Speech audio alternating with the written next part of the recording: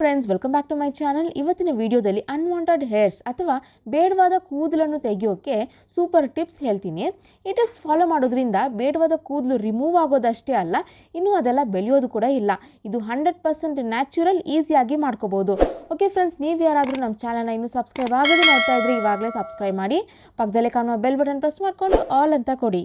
First ಈ home remedy ಮಾಡೋಕ್ಕೆ ಒಂದು ಈರುಳ್ಳಿ ತಗೊಂಡಿದ್ದೀನಿ. ಇದನ್ನು ಸಿಪ್ಪೆ ಎಲ್ಲ ತೆಗೆದುಬಿಟ್ಟು ಚಿಕ್ಕ ಚಿಕ್ಕ ಪೀಸ್ ಮಾಡ್ಕೋತೀನಿ.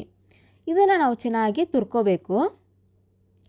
ಈಗ ಇದನ್ನು ತುರಿದಾದ ಮೇಲೆ ಒಂದು ಸ್ಟ್ರೈನರ್ನಲ್ಲಿ ಹಾಕ್ಕೊಂಡು ಅದರ ರಸ ಮಾತ್ರ ನಾವು ತೆಗಿಬೇಕು. ನಾನು ಸ್ವಲ್ಪ ಮಾಡಿ ತೋರಿಸ್ತಾ ಇದ್ದೀನಿ. ನೀವು ತುಂಬ ಕ್ವಾಂಟಿಟಿಯಲ್ಲಿ ಮಾಡ್ತೀರಾದರೆ ನೀವು ಬೇಕಿದ್ರೆ ಮಿಕ್ಸಿಯಲ್ಲಿ ಹಾಕಿಬಿಟ್ಟು ರುಬ್ಕೋಬೋದು, ಆಗ ನಿಮ್ಮ ಕೆಲಸ ಈಸಿ ಆಗುತ್ತೆ. ನೆಕ್ಸ್ಟ್ ಇದಕ್ಕೆ ಅಡುಗೆ ಸೋಡಾ ಹಾಕ್ತಾಯಿದ್ದೀನಿ. ಈಗ ಮಿಕ್ಸ್ ಮಾಡಬೇಕು. ಲಾಸ್ಟಾಗಿ ಇದಕ್ಕೆ ಟೂತ್ ಪೇಸ್ಟ್ ಹಾಕೋಬೇಕು.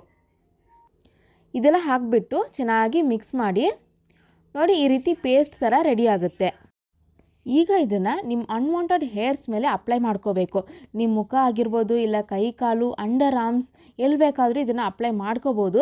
ಅಪ್ಲೈ ಮಾಡಿಬಿಟ್ಟು ಇದನ್ನು ಅರ್ಧ ಗಂಟೆಗೆ ಹಾಗೆ ಬಿಟ್ಬಿಡಿ. ಇದು ಚೆನ್ನಾಗಿ ಒಣಗಬೇಕು, ಆವಾಗ ಮಾತ್ರ ನಿಮಗೆ ಒಳ್ಳೆ ರಿಸಲ್ಟ್ ಅನ್ನೋದು ಬರುತ್ತೆ. ಈಗ ನೋಡಿ, ಇದು ಚೆನ್ನಾಗಿ ಒಣಗಿದೆ. ಈಗ ಒಂದು ಟಿಶ್ಯೂ ಪೇಪರ್ ಇಲ್ಲಾಂದರೆ ಯಾವುದಾದ್ರೂ ಬಟ್ಟೆ ತಗೊಂಡು ಚೆನ್ನಾಗಿ ರಬ್ ಮಾಡಿ ಅದನ್ನು ತೆಗಿಬೇಕು.